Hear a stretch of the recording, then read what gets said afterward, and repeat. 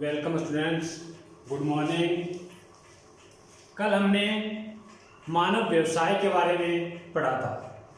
मानव व्यवसाय क्या है, मानव व्यवसाय का विकास किस प्रकार कालक्रम के अनुसार हुआ। यह पढ़ने के बाद अब हम पढ़ेंगे मानव व्यवसाय का वर्गीकरण। मानव व्यवसाय का वर्गीकरण। मानव व्यवसाय को 5 भागों में बांटा गया है।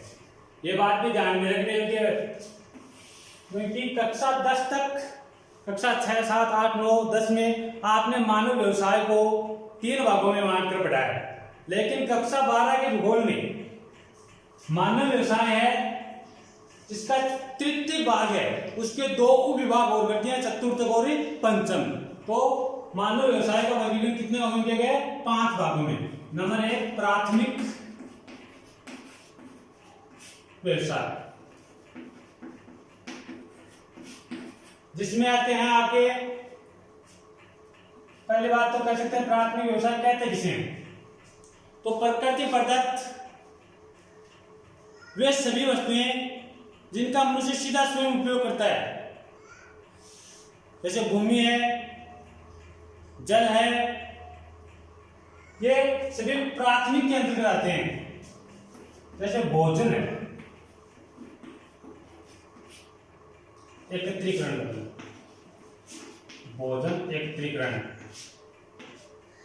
आखेट,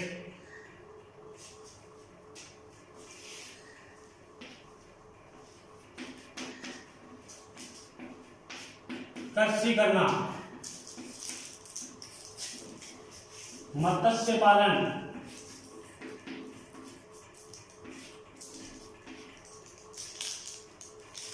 ये सभी क्या है? प्राथमिक व्यवसाय। दूसरा आता है द्वितीयक व्यवसाय।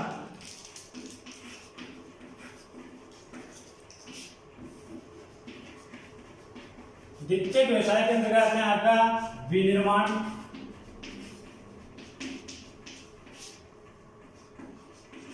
निर्माण,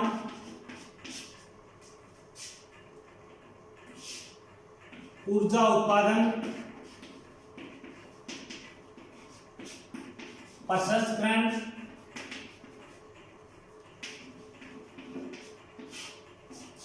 अन्य निर्माण कार्य। ये किसके अंतर्गत है? द्वितीयक व्यवसाय के अंतर्गत। उसके बाद आता है आपका तृतीयक व्यवसाय। तृतीयक व्यवसाय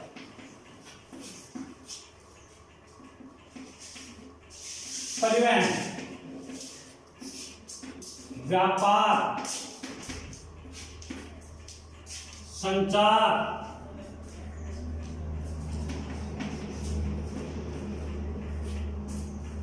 मनोरंजन, बैंकिंग, बीमा, ये सब किसके अंतर्गत आते हैं? तृतीयक व्यवसाय के अंतर्गत। यानी ये सभी सेवा देने का कार्य करते हैं, इसे सेवा क्षेत्र भी कहा जाता है। चतुर्थक व्यवसाय, चतुर्थक व्यवसाय।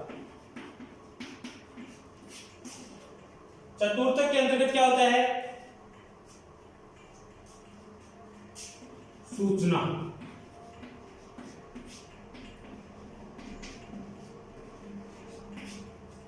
शोध,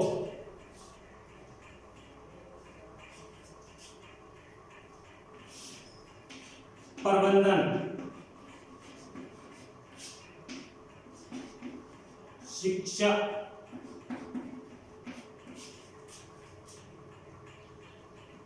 एवं स्वास्थ्य।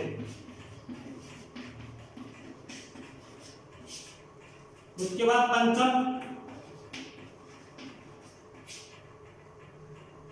पंचम व्यवसाय।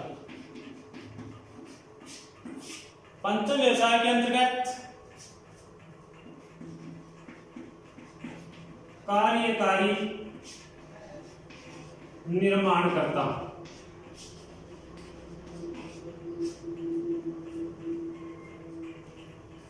उसके बाद तकनीकी सलाहकार, तकनीकी सलाहकार, अनुसंधान,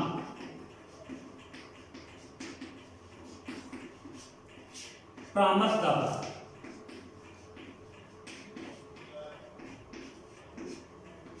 परामर्शदाता, ये सभी किसके अंतर्गत आते हैं? पंचम व्यवसाय के अंतर्गत। ध्यान से देखना तो प्राथमिक व्यवसाय सबसे पहले कौन सा आता है आपका? प्राथमिक व्यवसाय। प्राथमिक व्यवसाय के अंतर्गत है भोजन एकत्रीकरण है, कंदमूल, प्राचीन समय में मनुष्य कंदमूल फल फूल से अपना भोजन एकत्रित करता था, संग्रहित करता था। आखेट शिकार करना, कृषि कार्य मनुष्य द्वारा जो कृषि कार्य किया जाता है, मछली पालन का जो कार्य किया जाता है, ये सभी किसके अंतर्गत आते हैं? प्राथमिक व्यवसाय के अंतर्गत। एक और है खनन, भी किसके अंतर्गत आता है?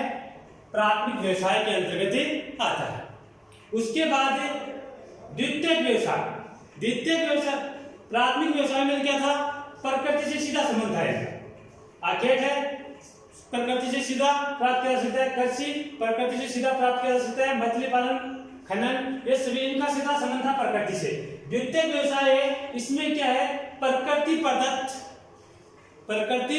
प्रदत्त वस्तुओं को परिष्कृत करके मूल्यवान बनाया जाता है। प्रकृति प्रदत्त वस्तुओं को तो परिष्कृत करके मूल्यवान बनाया जाता है, तो उसे विनिर्माण कहते हैं। क्या कहते हैं? विनिर्माण कहते हैं। जैसे गेहूं से आटा बनाना, मक्के से पॉपकॉर्न बनाना, लोहे एसिड से इस्पात बनाना, आपके कपास से वस्त्र बनाना, मिट्टी से ईंट बनाना, ये सभी किसके अंतर्गत है? विनिर्माण। निर्माण जैसे भवन निर्माण का कार्य है। ऊर्जा उत्पादन, जैसे प्रकृति से प्राप्त उत्पादों से ऊर्जा उत्पादित की जाती है, जैसे सौर ऊर्जा है, ज्वारी ऊर्जा है, बायोगैस है, पवन ऊर्जा है, ये सभी क्या है? ऊर्जा उत्पादन किसके अंतर्गत आते हैं? द्वितीयक व्यवसाय के अंतर्गत। प्रसंस्करण, खाने की वस्तुओं को, जैसे मैंने बताया था ना, मक्का किसके अंतर्गत है? प्राथमिक व्यवसाय के अंतर्गत है, लेकिन उसको प्रसंस्कृत करके उसका पॉपकॉर्न बना दिया, तो वो किसके अंतर्गत आ गया? आपके द्वितीयक व्यवसाय के अंतर्गत। अन्य और भी जितने भी निर्माण कार्य हैं, यानी प्रकृति प्रदत्त वस्तुओं को परिष्कृत करके मूल्यवान बनाया जाता है, और मूल्यवान बनाने के बाद किसके अंतर्गत आते हैं? द्वितीयक व्यवसाय के अंतर्गत आते हैं। उसके बाद आता है आपका तृतीयक व्यवसाय। कौन सा? तृतीयक व्यवसाय। तृतीयक व्यवसाय में जैसे परिवहन, तृतीयक व्यवसाय को हम सेवा क्षेत्र भी कह सकते हैं। सेवा देने का कार्य करता है। जैसे परिवहन है, तो ये मनुष्य को एक स्थान से दूसरे स्थान पर पहुंचाने का काम करता है, सेवा देता है। वस्तुओं को एक स्थान से दूसरे स्थान पर पहुंचाने का कार्य करता है। व्यापार है, तो व्यापार के माध्यम से, मुद्रा के माध्यम से, वस्तुओं के माध्यम से यह मनुष्य की आवश्यकताओं की पूर्ति करता है, सेवाएं देता है। संचार है, यह भी संचार क्या होता है? सूचनाओं का आदान प्रदान। तो सूचनाओं का आदान प्रदान आज मोबाइल के माध्यम से, इंटरनेट के माध्यम से, इस ऑनलाइन क्लासेस के माध्यम से मैं आप तक जो ये बातें पहुंचा रहा हूं, ये किसके माध्यम से हो रही है? संचार के माध्यम से हो रही है। किसके माध्यम से? संचार के माध्यम से। मनोरंजन के साधन भी आपका कोई पर्यटक स्थल हो सकता है। मैंने लिखा है पर्यटक भी किसके अंदर आता है? तृतीयक व्यवसाय के अंतर्गत आता है। तो कोई पर्यटक स्थल हो सकता है, सिनेमा हो सकता है, ये किसके अंतर्गत आते हैं? तृतीयक व्यवसाय के अंतर्गत। बैंकिंग, बीमा, ये भी किसके अंतर्गत आते हैं? तृतीयक व्यवसाय के अंतर्गत। अब बैंक में आप धन जमा करवाते हैं तो उसके बदले एक तो आपकी धन की सुरक्षा करता है, दूसरा उसके बदले आपको ब्याज भी देता है, तो सेवा दे रहा है नहीं दे रहा? उसके बाद इसमें एक और चीज है, प्रशासन भी। क्या आता है? प्रशासन भी। प्रशासन भी क्या करता है? जनता की सेवा। ये भी क्या है? सेवा क्षेत्र के अंतर्गत आता है। चतुर्थ व्यवसाय में क्या है? सूचना, शोध, प्रबंधन, शिक्षा एवं स्वास्थ्य। संचार के माध्यम से सूचनाओं का आदान प्रदान कहते हैं, लेकिन ये सूचना आदान प्रदान करने का साधन क्या हो? ये किसके माध्यम से? शोध के माध्यम। वैज्ञानिकों द्वारा अनेक नवीन शोध जो किए जाते हैं वो किस व्यवसाय के अंतर्गत आते हैं? चतुर्थ व्यवसाय के अंतर्गत आते हैं। प्रबंधन, मैनेजमेंट भी किसके अंतर्गत आता है? आपका चतुर्थक व्यवसाय के अंतर्गत आता है। आप कह सकते हैं कि यह भी क्या एक सेवा क्षेत्र है। तृतीय व्यवसाय में प्रत्यक्ष सेवाएं शामिल है, जबकि चतुर्थक व्यवसाय में अप्रत्यक्ष सेवाएं शामिल है। यानी ये भी सेवा तो कर रहे हैं किसी न किसी रूप में, सीधे सेवाएं दे रहे हैं। जैसे प्रबंधन है, अब जैसे एक शिक्षक है, वो तृतीय व्यवसाय के अंतर्गत आता है, वो आपको सीधे पढ़ा रहा है, आपको सेवा दे रहा है। लेकिन एक मैनेजमेंट है, वो उन अध्यापकों को आपके पास पढ़ाने के लिए भेजता है, वो क्या है? उसका प्रबंधन है, वो सेवा तो वो भी दे रहा है ना आपको, वो क्या है? चतुर्थक व्यवसाय के अंतर्गत आता है। शिक्षा एवं स्वास्थ्य है, ये किसके अंतर्गत आते हैं? चतुर्थक व्यवसाय के अंतर्गत आते हैं। पंचम व्यवसाय, यह भी एक तृतीयक व्यवसाय का क्या है? सेवा सेक्टर का क्या है? एक उपविभाग है। पंचम व्यवसाय के अंतर्गत सबसे पहले जैसे देखते हैं कार्यकारी निर्माणकर्ता। कार्यकारी निर्माणकर्ता, जैसे कोई भी चीज देख लो, ये परिवहन है, तो परिवहन है तो इसका निर्माण तो किया गया प्रशासन है, वे प्रशासन की सेवा दे रहा है, सेवा सेक्टर के अंतर्गत है। लेकिन वो सेवा देगा, ऐसे नियमों का निर्माण किसने किया? वो लोग जो ऐसे नियमों का निर्माण करते हैं वो किसके अंतर्गत आते हैं? पंचम व्यवसाय के अंतर्गत आते हैं। जैसे भाई कि प्रशासन के कुछ हमारे लिए नियम है, वो नियम किसने बनाए? हमारे संविधान ने बनाए। तो हमारे संविधान के जो निर्माण करता है वो क्या है? कार्यकारी निर्माण करता, वो पंचम व्यवसाय के अंतर्गत आते हैं। तकनीकी सलाहकार सरकार है, तकनीक से संबंधित सलाहकार है, सरकार है। अनुसंधान है, अनुसंधान क्या होता है? अनुसंधान नवीन विचारों की खोज, प्राचीन वस्तुओं व विचारों का पुनर्गठन करके जो कोई नए तथ्य प्राप्त किया, नए तथ्य की खोज करके वह क्या कहलाता है? अनुसंधान कहलाता है। और ये सभी किसके अंतर्गत आते हैं? पंचम व्यवसाय के अंतर्गत। तो विद्यार्थियों, आपने देखा कि मानव व्यवसाय का वर्गीकरण कितने भागों में किया गया है? 5 भागों में किया गया है। प्राथमिक, द्वितीयक, तृतीयक, चतुर्थक, पंचम व्यवसाय। अब हम इनमें सबसे पहले अध्ययन करते हैं प्राथमिक व्यवसाय।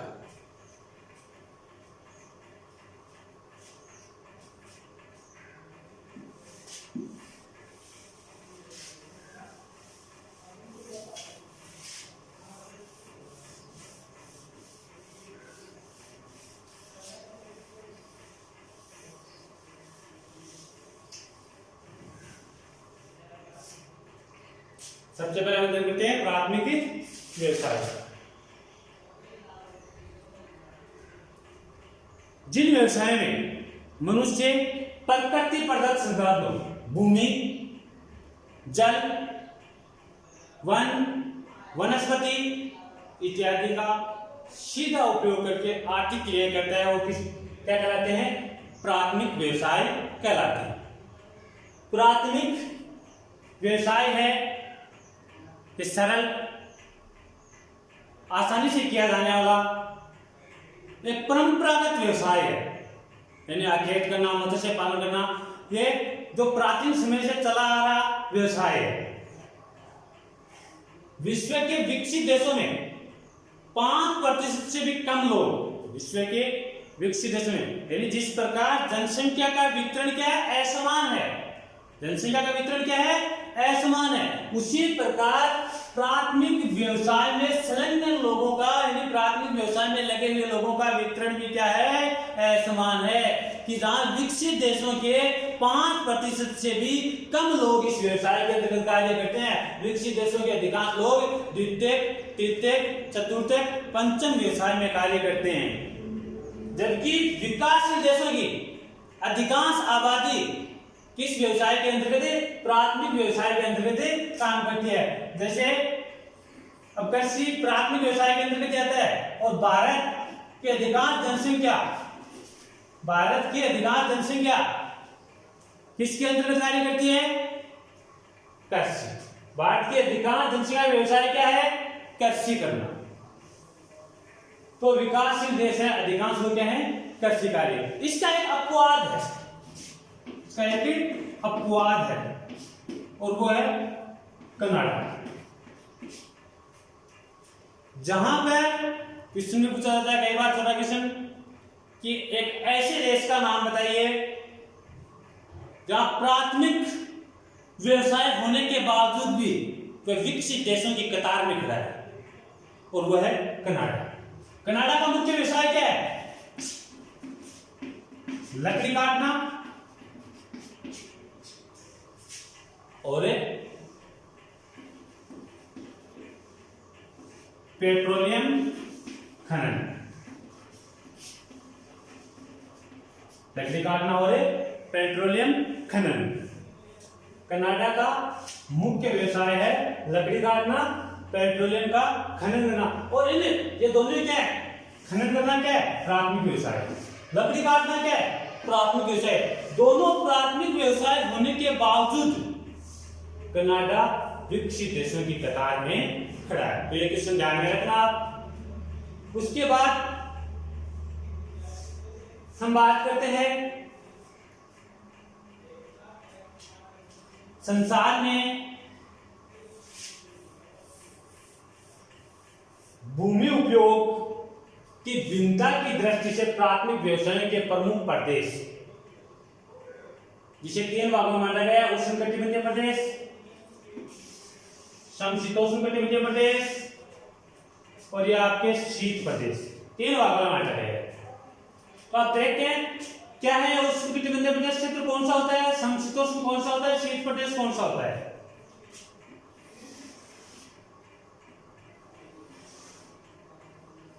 तो ये आप मान लीजिए कि ग्लोब है, मान लीजिए पृथ्वी है, पृथ्वी का अध्ययन हम ग्लोब के माध्यम से तो करते हैं, तो क्या है, पृथ्वी। पृथ्वी पर आपने शुरुआत में पहले पार्ट में भी पढ़ा था, कक्षा 11 में पढ़ा था आपने, अक्षांश एवं देशांतर रेखाओं के बारे में पढ़ा था। और पृथ्वी के मध्य से गुजरने वाली अक्षांश रेखा को किस नाम से जाना जाता है, भूमध्य रेखा के नाम से। किस नाम से जाना जाता है, भूमध्य रेखा के नाम से। और पृथ्वी के 23 सही 1/2 डिग्री उत्तरी अक्षांश पर से गुजरने वाली रेखा को किस नाम से जाना जाता है, करक रेखा के नाम से। किस नाम से जाना जाता है, करक रेखा के नाम से। पृथ्वी के ग्लोब के 23 से 1/2 डिग्री दक्षिणी अक्षांश में गुजरने वाली रेखा को किस नाम से जाना जाता है, मकर रेखा। किस नाम से, मकर रेखा। ये कौन सी थी, भूमध्य रेखा। 66 सही 1/2 डिग्री उत्तरी अक्षांश से गुजरने वाली रेखा आर्कटिक रेखा, और 66 सही 1/2 डिग्री दक्षिणी अक्षांश से गुजरने वाली अंटार्कटिक रेखा। ठीक है, भूमध्य रेखा को थोड़ा क्या करते हैं, भूमध्य रेखा से करक रेखा और मकर रेखा दोनों तरफ, यानी करक रेखा से मकर रेखा के बीच का जो हिस्सा है कि किसके अंतर्गत है, उष्णकटिबंधीय प्रदेश। किसके अंतर्गत है, उष्ण कटिबंधीय प्रदेश के अंतर्गत है। ये आता है आपका समशीतोष्ण, यानी कर्क रेखा से उत्तर में, कर्क रेखा से उत्तर में उत्तरी ध्रुव के विरुद्ध चाप तक, विरुद्ध चाप तक। तो ये उत्तरी ध्रुव है, ये दक्षिणी ध्रुव है, और इसका विरुद्ध चाप, या फिर हम कह सकते हैं कि आर्कटिक रेखा तक। और इसी प्रकार इसमें समशीतोष्ण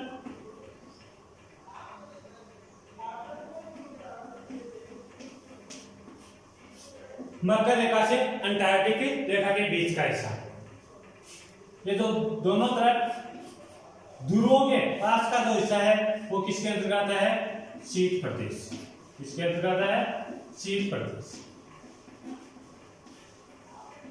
अब हम पढ़ क्या रहे हैं कि संसार में भूमि उपयोग की भिन्नता की दृष्टि से प्राथमिक व्यवसायों के प्रमुख प्रदेश कौन से हैं? तो सबसे पहले हम देखते हैं कि उष्ण कटिबंधीय प्रदेश के अंतर्गत कौन कौन से प्रदेश आते हैं।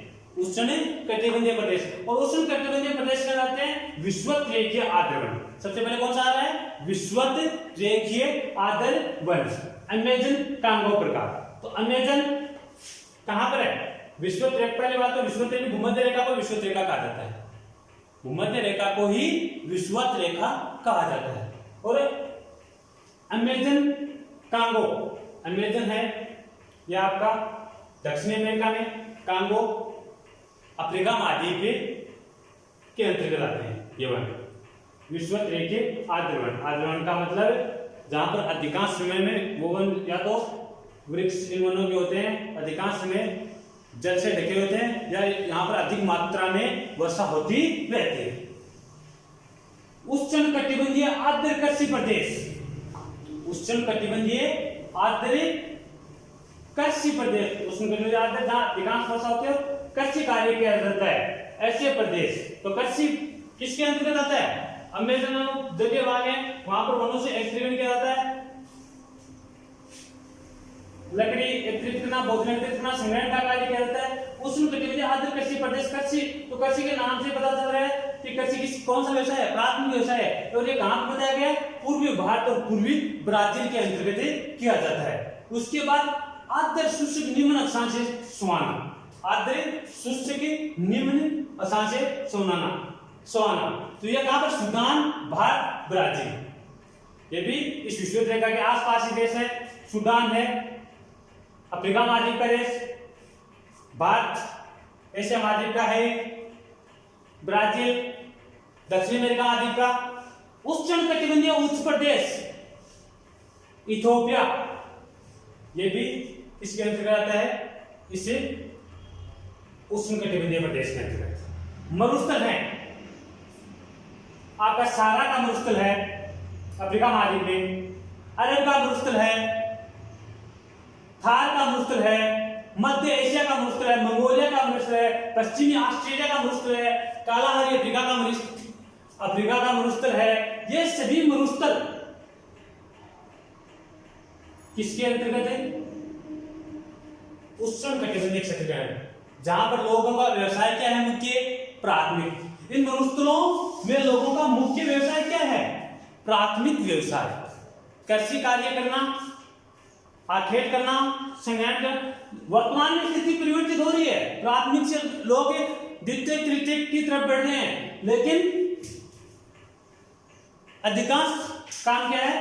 प्राथमिक व्यवसाय।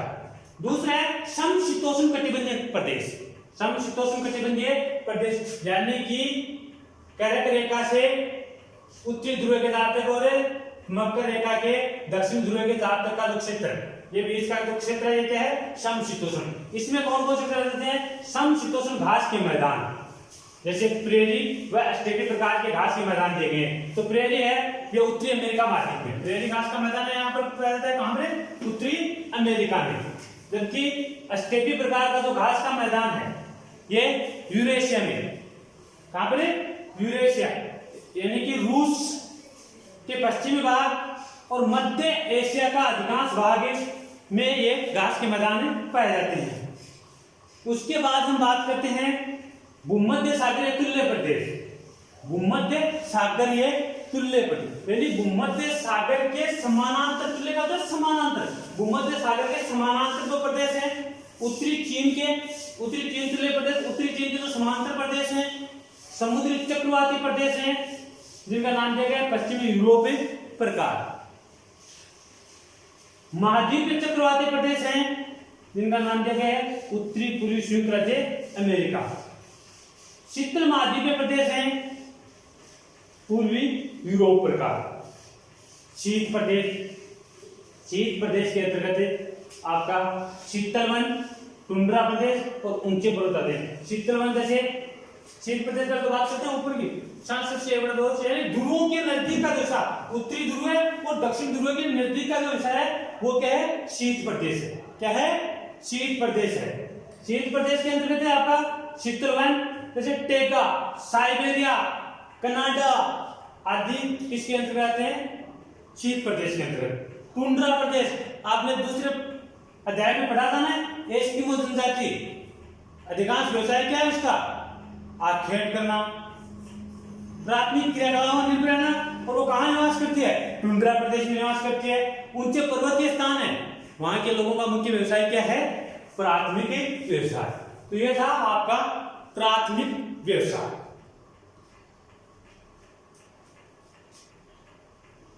समझ में आया होगा।